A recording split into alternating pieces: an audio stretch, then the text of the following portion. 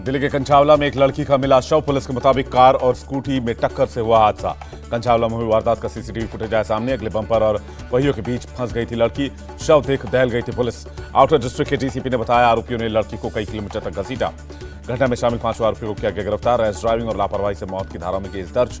लड़की की मां ने बेटी के इंसाफ के लिए लगाई गुहार। कहा, मेरी बेटी के साथ जानबूझकर गलत किया गया। दिल्ली महिला आयोग ने घटना का संज्ञान लिया। दिल्ली पुलिस को समन किया जारी। जम्मू कश्मीर के राजौरी में बड़ा आतंकी हमला। 3 घरों पर हुई फायरिंग। घटना में 3 लोगों की मौत, 10 लोग घायल।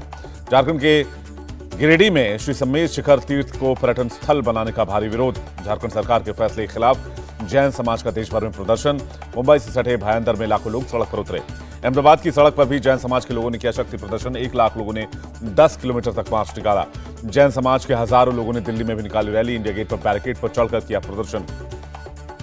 पुलिस के साथ राष्ट्रपति भवन पहुंचा प्रदर्शनकारियों का डेलीगेशन। राष्ट्रपति को सौंपा ज्ञापन। ओवैसी ने झारखंड सरकार से फैसला वापस लेने को कहा।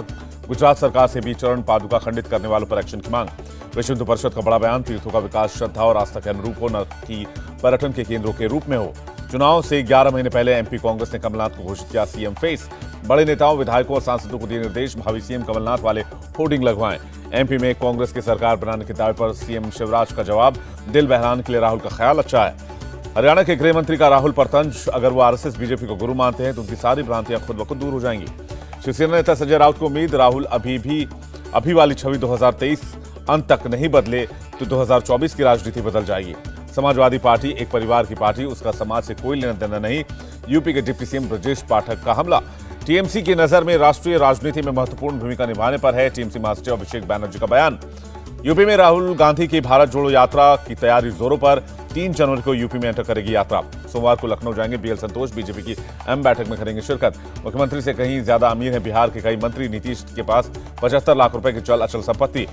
पीएम मोदी 108वीं इंडियन साइंस कांग्रेस को संबोधित करेंगे। 3 जनवरी को वीडियो कॉन्फ्रेंसिंग के जरिए जुड़ेंगे। इस साल इंडियन साइंस कांग्रेस की थीम है महिला सशक्तिकरण के साथ लगातार विकास के लिए विज्ञान और टेक्नोलॉजी।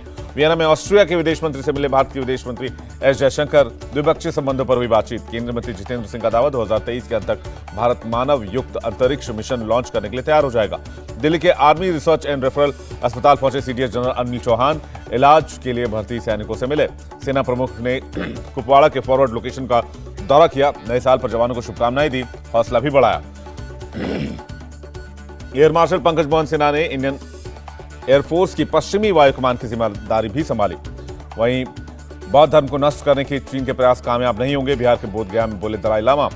पीएम मोदी की मां हीराबा की याद में वडनगर में हुई प्रार्थना सभा। सर्वधर्म प्रार्थना सभा का आयोजन किया गया।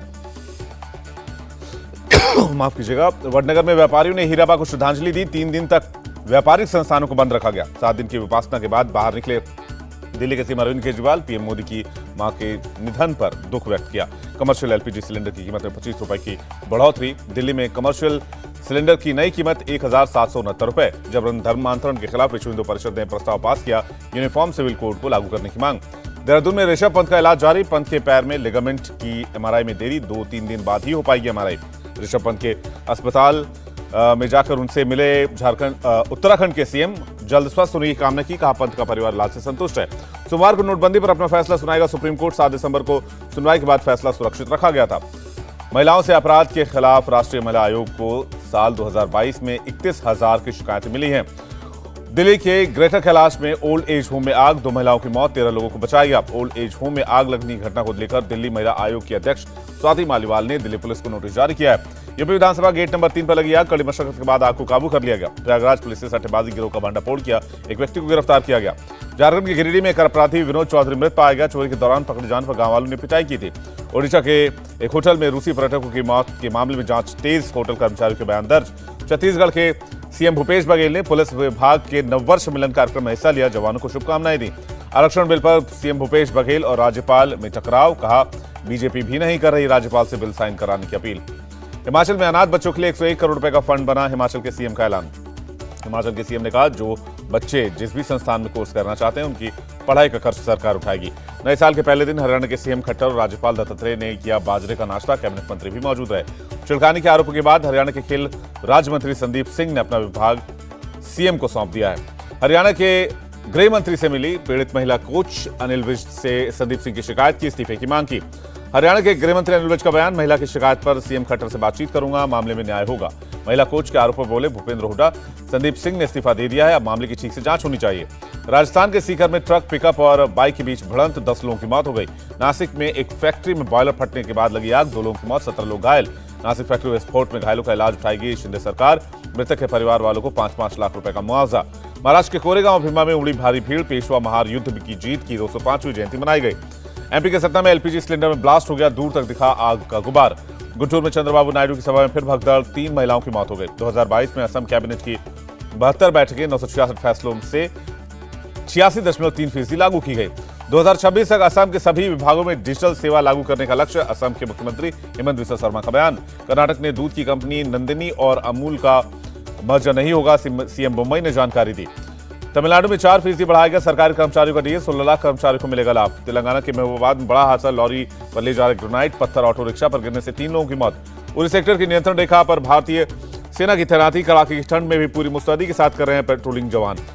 बर्फबारी का मजा लेने के लिए पर्यटक पहुंचे श्रीनगर, कई दिनों से लगातार हो रही है बर्फबारी। नए साल के मौके पर मनाली में भी बर्फबारी, पर्यटकों का मनाली पहुंचना लगातार जारी। नए साल के पहले दिन शिरडी में भक्तों का तांता, हजारों की संख्या में भक्त दर्शन करने के लिए पहुंचे। पश्चिम बंगाल के बीरभूम में दिखा नए साल का उत्साह, भारी संख्या में तारापीठ मंदिर पहुंचे श्रद्धालु। अजमेर शरीफ दरगाह पर भी श्रद्धालुओं की भीड़, देश दुनिया में शांति की दुआओं की मांग। उत्तर प्रदेश के गोरखपुर में नए साल की धूम, रामगढ़ ताल घूमने के लिए दूर दूर से आए पर्यटक। थाने में 30 दिसंबर से 1 जनवरी के बीच ड्रिंक एंड ड्राइव के 659 मामले दर्ज किए गए। दिल्ली के सरोजनी नगर मार्केट में साल के पहले दिन ग्राहकों की भारी भीड़ देखने को मिली। दिल्ली के अक्षरधाम के पास ट्रैफिक जाम रहा, रविवार और साल के पहले दिन होने की वजह से बड़ी संख्या में अक्षरधाम पहुंचे लोग। पुणे में भीमा कोरेगांव की लड़ाई की 205वीं वर्षगांठ, जयस्तंभ पर श्रद्धांजलि देने के लिए भारी लोगों की भीड़ उमड़ी। महाराष्ट्र के सोलापुर में पटाखा फैक्ट्री में ब्लास्ट, 3 लोगों की मौत हो गई। थाने के चमड़े की तस्करी के गिरोह का भांडाफोड़, 117 इंडियन लिजर्ड के चमड़े बरामद किए गए। अयोध्या में पुलिस ने बढ़ाई सुरक्षा, भारी संख्या में श्रद्धालुओं के पहुंचने के बाद लिया गया फैसला।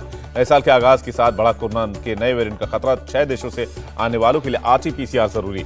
चीन, हांगकांग, जापान, दक्षिण कोरिया, सिंगापुर और थाईलैंड से आने पर RT-PCR दिखाना जरूरी होगा। यात्रा शुरू करने से 72 घंटे के अंदर का होना चाहिए कोविड टेस्ट। पैसेंजर्स की रैंडम जांच भी जारी है। भारत में कोरोना के 265 नए मामले दर्ज किए गए हैं, सक्रिय मामलों की संख्या घटकर 2706 रह गई है। महाराष्ट्र में कोरोना के कुल 16 नए केस मिले, बीते 24 घंटे में किसी संक्रमित की मौत नहीं हुई है।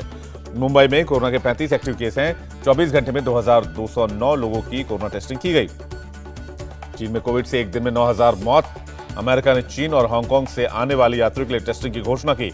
पोप बेनेडिक्ट 16वें के पार्थिव शरीर को वेटिकन मठ में रखा गया, लोगों ने किया आखिरी दर्शन। भारत और पाकिस्तान ने हिरासत में लिए गए कैदियों और मछुआरों की सूची आज एक दूसरे से साझा की। नेपाल के पीएम पुष्प कमल दहल प्रचंड ने पोखरा इंटरनेशनल एयरपोर्ट का उद्घाटन किया, चीन के सहयोग से बनाया एयरपोर्ट। काबुल में सैन्य हवाई अड्डे के बाहर धमाका, 10 लोगों की मौत, 8 घायल। नए साल के शुरू होते ही कीव में धमाकों की आवाज सुनी गई, हमले के सायरन बजने के बाद विस्फोटों की आवाज सुनी गई। दिसंबर में जीएसटी कलेक्शन 15% बढ़ा, 1,49,000 करोड़ रुपए से अधिक का हुआ जीएसटी कलेक्शन। बाजार में जोखिम बढ़ा, लेकिन माइक्रो इकोनॉमिक्स बेहतर हुई, आरबीआई की सर्वे रिपोर्ट से खुलासा। 2022 में 23% बढ़ी कारों की बिक्री, 37,93,000 यूनिट कारें बिकी। भारत के T20 वर्ल्ड कप प्रदर्शन की समीक्षा के लिए मुख्य कोच द्रविड़ के साथ बैठक करेगा बीसीसीआई, सूत्रों के हवाले से खबर। बीसीसीआई ने 2023 वर्ल्ड कप के लिए 20 खिलाड़ियों को शॉर्टलिस्ट किया है। समीक्षा बैठक में यो-यो टेस्ट पर भी चर्चा हुई। सूर्य कुमार यादव बने साल 2022 के सबसे तेज क्रिकेटर, प्यार और समर्थन के लिए प्रशंसकों का शुक्रिया अदा किया। कुछ होता है फेम, सना सईद ने बॉयफ्रेंड साबा वैगनर से सगाई की। इंडिया टीवी हर वक्त हर जगह डाउनलोड करने के लिए सर्च करें India TV news Google play store या ऐप स्टोर पर।